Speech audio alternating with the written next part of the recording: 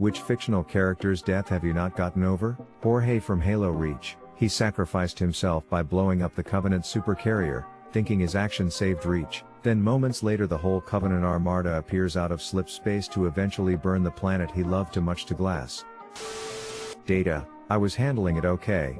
Then his brother started singing a halting and broken version of Blue Skies and I was just crushed. Edit. It came out 20 years ago. The Forest Spirit from Princess Mononoke. Sean Bean.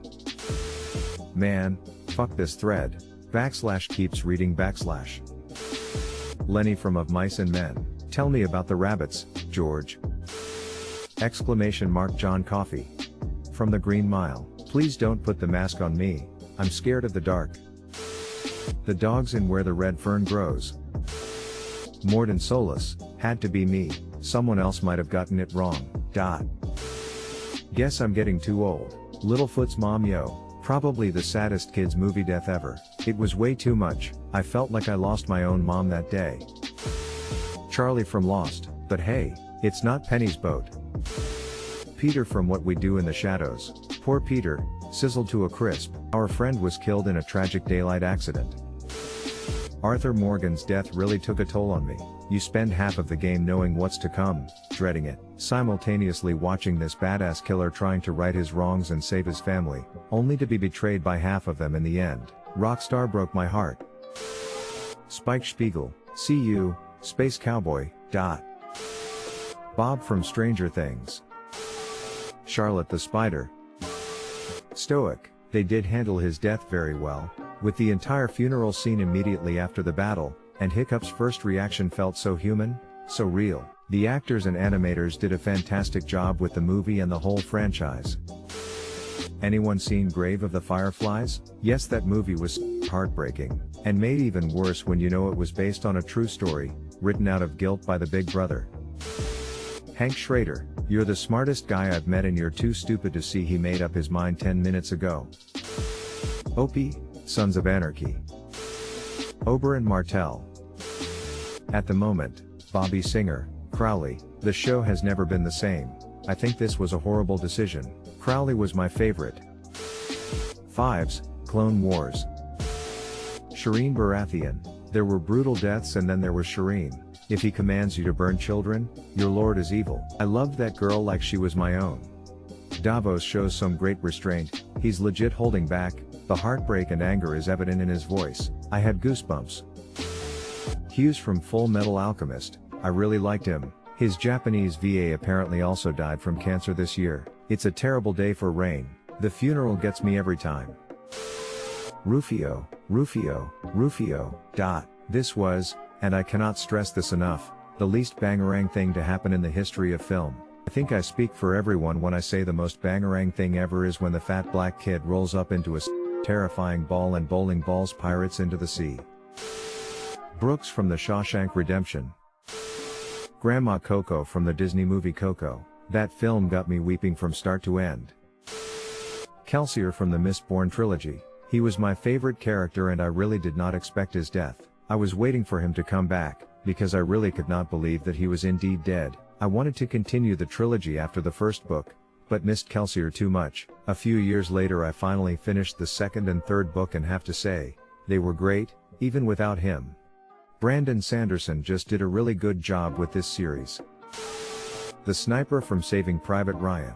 He was a guy that was doing his absolute best and gave it his all. When the tower was bombed that he was in, my heart sunk. But that's war. Edit. Thank you all so much. Thank you for sharing all of your stories too. I've been sitting in bed reading them all morning. The first time I watched Saving Private Ryan, it was in my sophomore year in history class and I cried. All of the deaths in that movie were heartbreaking. I thought the medic was worse when they ask him tell us how to fix you and then he cries out for his mom. Are any of them bleeding worse than the others? Yeah, this one down here. Oh my god. My liver. The recognition on the actor's face is just heartbreaking. Finnick was the saddest death in the Hunger Games.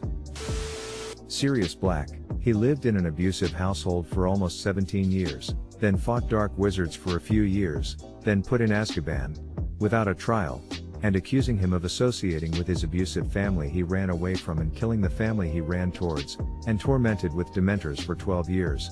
1 year of reliving his worst memories and then bam. Dies. He deserved a good life. Winifred Burkle, Angel. Logan.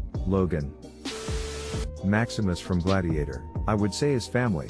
He got exactly the death he wanted after he was betrayed. Revenge, and it being in front of all of Rome was A+, then immediately back with his family in the afterlife.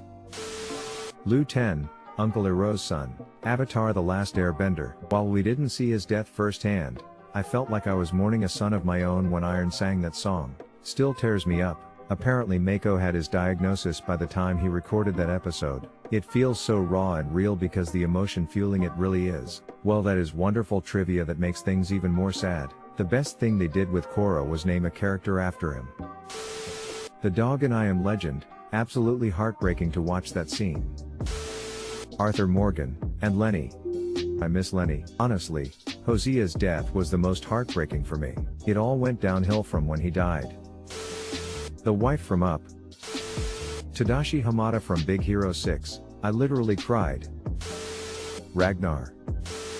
1986 Optimus Prime. Cade 6 I'm coming home Ace, how's your sister? Cade went out like a legend. Wolverine and Logan. BT 7274. Edit, as quite a few have mentioned below, we could technically argue BT isn't dead due to the binary message at the end of the Master Campaign. But, we all know we lost a part of ourselves at the end of that game. Protocol 3, protect the pilot, trust me. Mufasa, this is a childhood trauma for so many kids. As a child you think your parents are indestructible, they're immortal, they can't die and will always protect you. And then you have this little lion baby who runs up to the corpse of his father and just doesn't even understand at first. And then you realize that the big, strong lion dad is dead. On a similar note, Littlefoot's mum from The Land Before Time. The scene where he mistakes his shadows for hers still makes me tear up just thinking about it.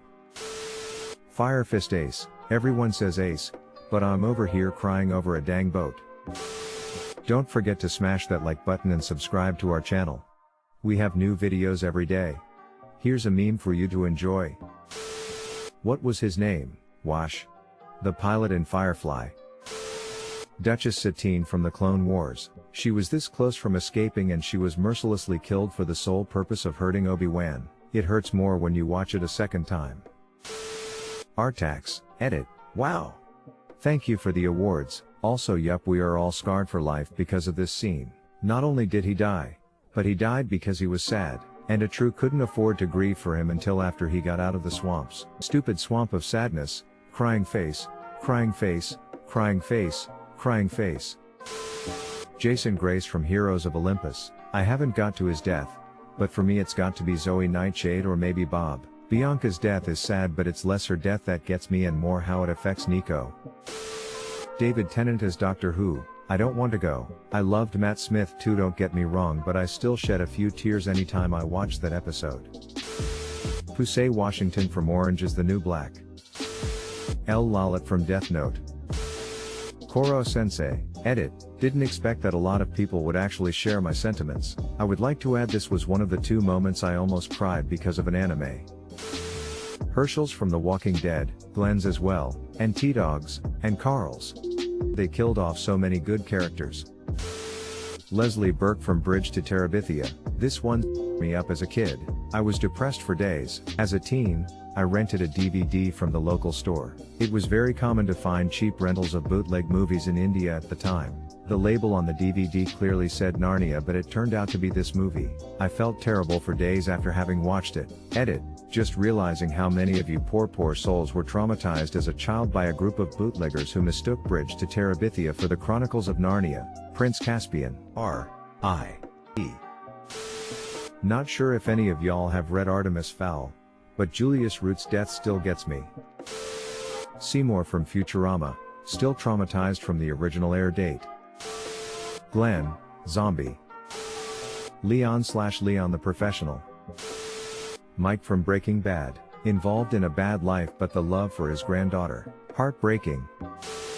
Aunt May from the Spider-Man, the PS4 game, take off your mask, I want to see my nephew. That robot whose name I forgot from Rogue One, K2So. Yondu from Guardians of the Galaxy, They had to kill Yondu, otherwise the Battle of Wakanda would have been over in seconds. I cry every time I watch that bit. My horse in Red Dead 2, rest in peace Ivory. Alexei from Stranger Things. Sirius Black. Ned Stark. Fred Weasley from Harry Potter, and Greed from Full Metal Alchemist Brotherhood. Cedric Diggory. That poor lad hardly did anything to be killed, nor did he get any time to defend. He could have at least got a bit of fighting to do, but instead Voldemort and Peter come and just say kill the spare, and next moment Cedric is dead. He didn't deserve this type death. His father wailing, my boy, gets me every single time. Dobby. Eula Strange. Commodore James Norrington from Pirates of the Caribbean. One of the best character arcs of any film. And they just killed him for trying to be the good guy. I still can't watch the third movie for how badly they ruined his character. Nina from Full Metal Alchemist. I still have a massive amount of hatred for her piss poor father. Darth Vader. Hedwig. Bambi's mum. Lee from the Walking Dead Telltale series. Artax, showing my age. Littlefoot's mother. Bing Bong. Boromir. When I first watched LOTR, I couldn't have cared less when Boromir died. He was arrogant, not as cool as anyone else, and dangerously drawn to the ring. However, as I've gotten older, I find myself connecting with Boromir more with every watch. He clearly cares deeply for the other members of the Fellowship. Unfortunately, he also feels the weight of responsibility for his people, and the pressure from his father. The ring fed into that tortuous quandary, and nearly drove him mad. The scene where he comes to his senses after driving Frodo off is heartbreaking now. So horrified at what he'd done, so vulnerable, so human, and despite believing that he had doomed the world, he threw himself into protecting that which he could still reach, the other hobbits, everything he had, including his life, and his last moments with Aragorn. Oof, the love and pride that bursts from him. Boromir is a great character. One of those endings of Nier Automata, man. I didn't need to see all of them go like that. There are, unsurprisingly, lots of Games of Thrones characters already posted on here. I've posted this before, but Hodor still gets me. Edit, thanks for my very first award. There was this guy in my office that had a bumper sticker that said Hodor. Hodor. I immediately thought of him when this episode aired. We always parked a few cars away from each other, and I was carpooling at the time, and my friend and I always commented on the sticker. The day after the episode, the sticker was gone. I mean, I was pretty bummed about Hodor, but this guy must have been just devastated. Fast forward a few years and we work in the same department. I always want to ask him about it, but I can't bring myself to. I just picture him watching the episode and then marching outside and tearing the sticker off, in his driveway on his knees calling out to the heavens, Hodor. Please ask. He's had time to heal now. Portgas d'Ace. I wasn't even into the series when he died, but I'm still grieving my favorite character, especially with all the flashbacks we're getting now. Lady Sybil Crawley on Downton Abbey. I still think about it and get sad. So unnecessary. She was the best character. Itachi. Edit, thanks for the award. Remus Lupin and Nymphadora Tonks. They deserved a good life. So did Fred, and Dobby.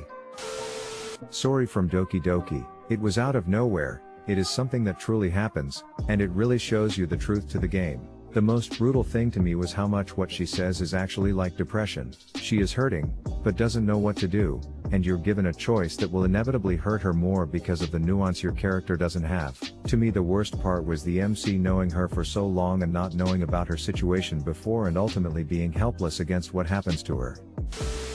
Amber from House MD. That episode traumatized me. I looked for this answer. Also Kuttner, definitely wasn't ready for this so randomly. Plus all the arc with House going insane, and the scene at the bar at episode 23 was so scary, just really scary.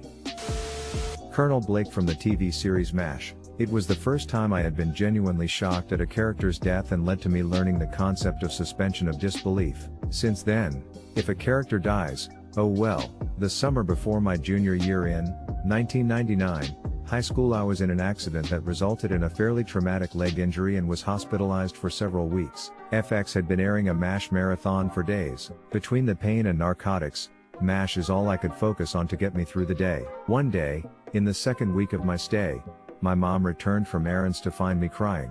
Despite the trauma of my injury, I hadn't cried up to that point. She was so distraught to see me like that. She said, "Oh no. What's wrong? Is it the pain?" Drugged to the gills, all I could say was, "He was going home, Mom. He was going home." I was inconsolable.